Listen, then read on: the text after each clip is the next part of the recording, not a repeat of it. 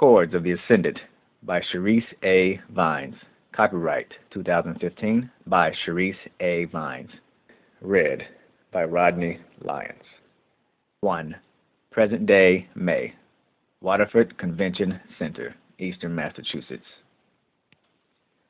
The crowd was thick but moving in the Waterford Convention Center.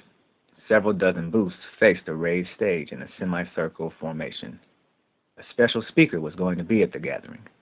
It had not been publicly announced who would be speaking, but rumors spread rapidly that it was someone high up in the national government.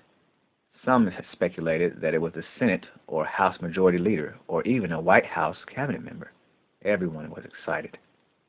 All the top-ranked colleges and universities from every region and every state were present to draw in prospective students. These students were at the top of their class. Everyone present received a special invitation because of a grade point average of 3.8 or higher. Only prospective students were allowed inside, and only after going through metal detectors and X-ray machines. These precautions only fueled the rumors about who the guest speaker was. Maxwell Charles walked around, stopping at booths and picking up literature, but his mind was on the speaker. He knew well who the speaker would be, Preston Mathers, the current President of the United States of America. He expected that none of the guests would have even thought that far up. Anyone with any kind of imagination would have deduced it, especially with the insane amount of security. Still, the unexpectedness of the President showing up to a college recruiting fair of all things guaranteed that security breaches would be little to none, except for Maxwell Charles. At 28, Maxwell was well beyond college recruiting age, but it was more than simple for him to get an invitation to the fair, especially since it was on the President's calendar. Since Mathers' swearing-in ceremony, Maxwell tracked the President's schedule every day. He had been meticulous in his perusal of White House computer servers so they could not detect his activities. It was a painstaking and slow process, but once inside, he only gathered information about the President's agenda. Half of what he saw was public record due to full disclosure laws. Maxwell only had the good of the nation in mind as he made his way haphazardly toward the booths closest to the raised stage. There was something or someone in the White House adversely influencing Preston Mathers. He first became aware of something awry in Mathers' acceptance speech. Although it had only been a few months since President Mathers took office, Maxwell noticed small, almost imperceptible inconsistencies in the new president's policies, and the indications did not look good. There was much turmoil brewing across the seas, and President Mathers had the power to push the little red button. It was only an hour into the fair when a good-sized man mounted the stage. He wore a dark suit that seemed too big for him despite his size.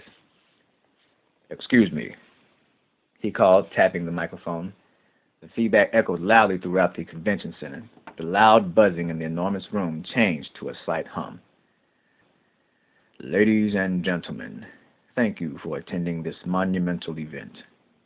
The man's voice was low and gruff, like he had had bad congestion. "My name is Sam Strong. I'm the president and liaison for the American Association of Collegiates. You're here because of your exceptional academic achievements. The universities represented here were specially chosen for their magnificent collegiate ratings.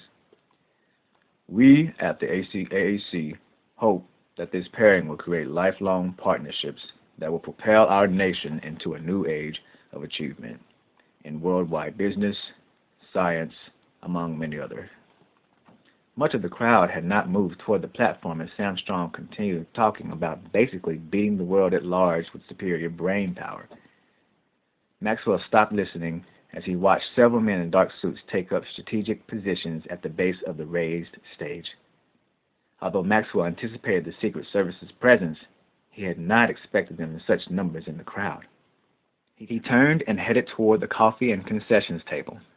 The line had diminished significantly at the beginning of Strong's introduction, so he was at the head of the line as the large man began rounding out his short speech. Before turning away from the table, Maxwell grabbed a packet of sugar and a stirring straw.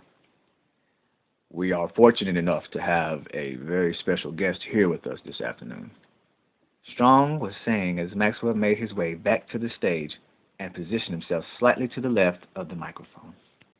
Several others joined the AAC's president on stage. They were the other members of the board and sitting representatives of the association. Maxwell knew each of the members' names, addresses, political affiliations, and even what doctors they went to. He had researched everyone of significance who was present, just as he had mapped out all of the exits and even the wiring leading to the large room in which he stood. There was no reason to look around. He knew where everyone he needed to know was. "Let's give a warm welcome to our new President of the United States, Preston Mathers," Strong announced proudly. A huge gasp of surprise went through the convention center and easily changed into a thundering round of applause. People were cheering. President Mathers was still coasting on the popularity that put him in office. Maxwell used the jostling of bodies to remove a small, clear capsule from his cufflink and pop it into his mouth.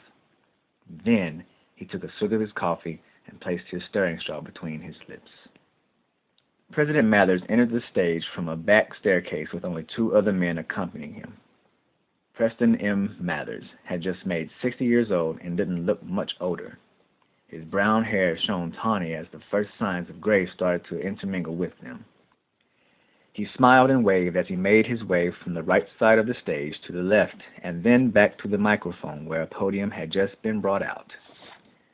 The capsule in Maxwell's mouth dissolved quickly, and it was only when he tasted the slight metallic flavor of the nanochip that he knew it was ready.